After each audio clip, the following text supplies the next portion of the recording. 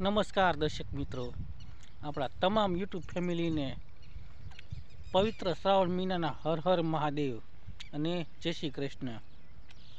તો આપણે આજ મરચી હવે આમ તો 1.5-2 મહિના જેવું થવા આવ્યું છે અને સરસ રીતે અત્યારે હાઈ ક્લાસ થઈ ગઈ છે. અમુક છોડવા ઝીણકા છે અને અમુક છોડવા જો આપણે પાછતરા બી મૂક્યા હતા એ નાના છે. તો ચાલો આજે આપણે કંઈક તમે ઘણા ખેતરોમાં અથવા તો શાકભાજીના પાકમાં અથવા મરચીના પાકમાં અથવા તો કોઈ પણ અન્ય પાકમાં તમે કંઈક ને કંઈક તો જોયેલું હશે કે એમાં ચપ્પલ બાંધેલા હોય અથવા જોડા બાંધેલા હોય અથવા કોઈ અન્ય વસ્તુ બાંધેલી હોય. તો એ શા માટે લોકો બાંધતા છે અને શું એનું કારણ હશે, તો આજે સંપૂર્ણ એની વાત કરવી છે. તો ચાલો વિડીયો કરી દઈએ ચાલુ. દર્શક મિત્રો, અત્યારે દેખાદેખીનો જમાનો છે. અત્યારે કોઈનું સારું કોઈ વ્યક્તિ નથી જોતા. અત્યારે 90% વાત કરવા જોઈએ તો અત્યારે ખેડૂતોને શું પણ કોઈ પણ વ્યક્તિને ભાઈઓને પણ નથી અત્યારે જામતું. અત્યારે ફૂલ અદેખાનો જમાનો છે. જો કોઈને સારું હોય તો એને કઈ રીતે પાછો પાડવો એ કોઈને અત્યારે ગમતું નથી. કોઈને સારું હોય તો અત્યારે ભાઈઓને પણ નથી ગમતું અને કોઈ બીજા વ્યક્તિને પણ નથી ગમતું. જો આને આ આગળ નીકળી જાય તો આપણે એની પાછળ રહી જવું, તો આપણે એની આગળ નીકળવું છે. તો એ રીતનું બધા અત્યારે વિચાર કરે છે. અને અત્યારે તો આમ ખેતી જોવા જઈએ તો કમાવા માટે જ અત્યારે લોકો બધા કરે છે. પહેલાંના જમાનામાં જે ખેતી કરતા એ કમાવા માટે નહીં પણ પોતાને ખાવા પીવા માટે ખેતી કરતા. જો કે મગફળી પહેલાં વાવતા તો એનું પોતે તેલ ઘાણે જઈને કઢાવતા. અને અત્યારે મગફળી જેવા પાક ને એવા વવાય તો છે પરંતુ એ કમાવા માટે સારું એવું ઉત્પાદન આવે અને આપણે એમાં થોડુંક કમાઈશું અને એનું ગુજરાન હાલશે એ માટે વવાય. પહેલાં તો લોકો મગફળી વાવતા, તલી વાવતા. પહેલાં તો તલના તેલ ખૂબ ખવાતા, કારણ કે તલના ઘાણા પહેલાં હાલતા અને ચોખ્ખું તલનું તેલ ખાતા અને એટલે જ લોકો ખૂબ શક્તિશાળી અને બળશાળી હતા. અત્યારે તો જોવા જઈએ તો કોઈથી અત્યારે જે આપણું મશીન આવે હેન્ડલ મારવાનું પાણીનું મશીન, અત્યારે કોઈથી હલતું પણ નથી. પરંતુ પહેલાંના જમાનાના લોકો 2 જણા હોય તો મશીન બેઠક ઉપર મૂકી દેતા. અત્યારે એ મશીન હલતો પણ નથી. અને એટલે જ અત્યારે આમ વાત કરવા જઈએ તો જે આ ચપ્પલ ને એવું તમે ઘણી જગ્યાએ તમે બાંધેલું કોઈ પણ પાકમાં જોયેલું જ હશે. તો શા માટે બાંધવામાં? કારણ કે એને નજરબંધનું કહે છે. આ ચપ્પલ એક જોડું બાંધેલું છે અને પેલી બાજુ પણ તાર માથે એક નથી બતાતું આમાં વિડીયોમાં, પણ અહીંયા બાંધેલું છે. તો આ શા માટે બાંધવામાં આવે છે? તો આને એક નજરબંધનું કહેવામાં આવે છે. જો કોઈ પણ વ્યક્તિ સામેથી આવે એટલે સીધી પેલી નજર આ જોડા માથે જાય છે. એટલે કોઈ પણ પાકને એમાં નજર નથી લાગતી. આપણે ઘણા છોકરાઓને કાળું ટપકું કરવામાં આવે છે. તો કોઈ પણ વ્યક્તિની નજર હોય તે પહેલાં એ કાળા ટપકા ઉપર જતી હોય અને આ બાજુ જો કોઈ ચક્કર મારવા આવે તો એની નજર પહેલાં આ જોડા માથે જતી હોય છે અને પછી કોઈ પણ અન્ય પાક હોય તો એની માથે જતી હોય છે. તો આ જૂના જમાનાનું છે, આ બધું ચાલ્યું જ આવે છે. ને તમે ઘણી જગ્યાએ ચપ્પલ અથવા જોડું અથવા કોઈ અન્ય એવી ચીજ વસ્તુ લટકાવવામાં આવે તો કોઈ પણ વ્યક્તિ અહીંથી આવે તો એની નજર સૌપ્રથમ એ વસ્તુ ચીજ ઉપર જતી હોય છે અને પછી તે કોઈ પણ અન્ય પાક હોય એની ઉપર જતી હોય છે. તો એક રીતે જોવા જઈએ તો આને એક નજરબંધનું કહેવામાં આવે છે. એટલે કોઈની નજર હોય એ આપણા પાક ઉપર કે એની ઉપર લાગતી નથી.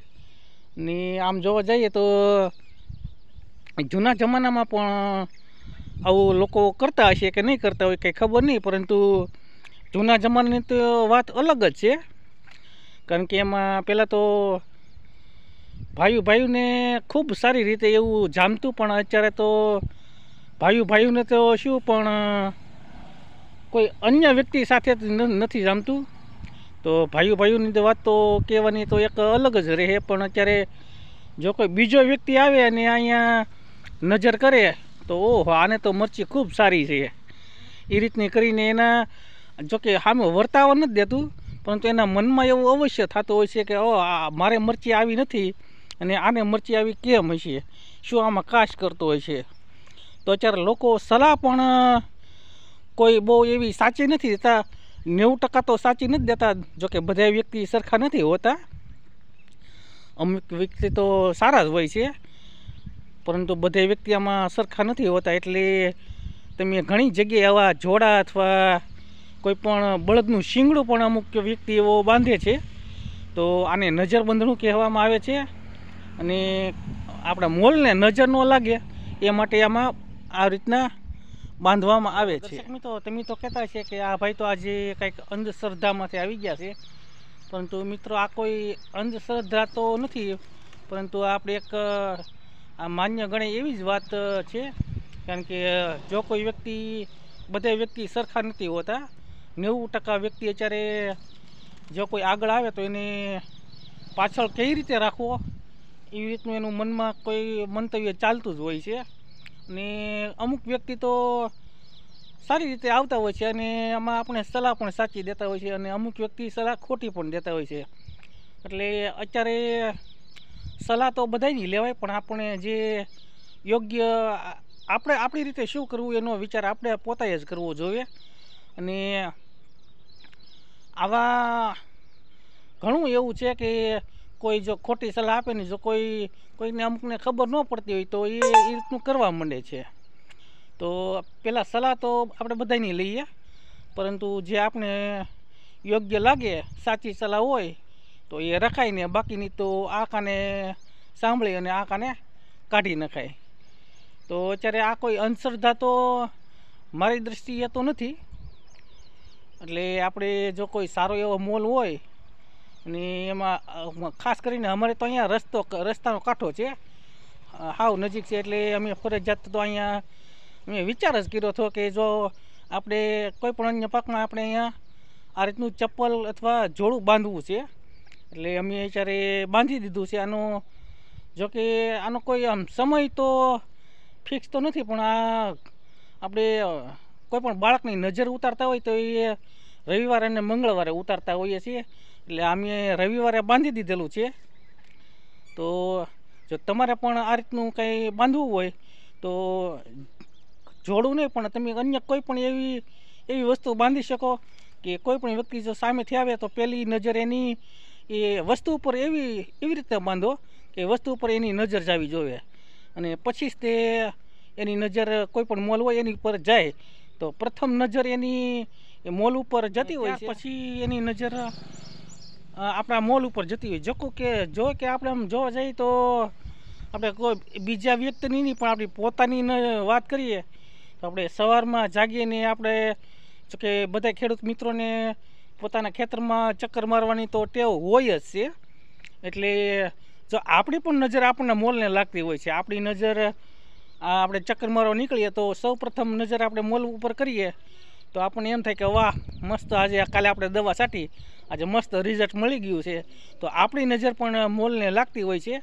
એટલે બીજાની તો કોઈની વાત નથી કરતા, આપણે ખુદની પણ નજર એમાં લાગતી જ હોય છે. તો આપણી પણ નજર ન લાગે એટલે આપણી પણ નજર સૌથી જાગીને પહેલાં ખેતરે જઈએ તો પહેલી નજર આપણે એની ઉપર જ જાય એ રીતનું આપણે કંઈક કરવું જોઈએ. તો દર્શક મિત્રો, આ હતું એક નજરબંધણીની વાત. તો આવા વ્લોગ તો આપણે આવતા રહેશે. આપણી બન્યા રહેજો આવી ચેનલમાં. આપણી ચેનલમાં ફરીથી મળશું એક નવા વ્લોગ સાથે. ત્યાં સુધી જય માતાજી, રામ રામ.